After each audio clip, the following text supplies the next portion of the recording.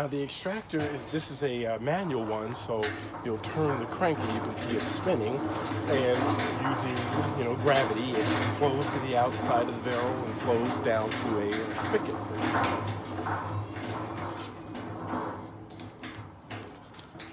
So what I'll end up doing is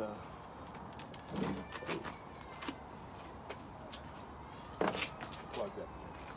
Is taking the uncapped frame, placing it in there in such a way that it captures it.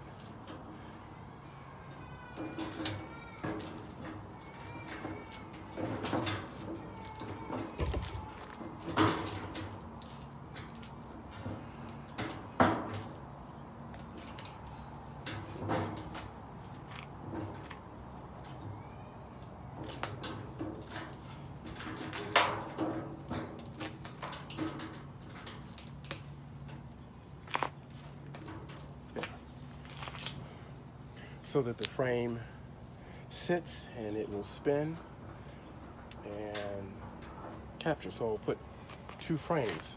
So that is the process from capturing the frames, uncapping the honey and preparing it for the extractor.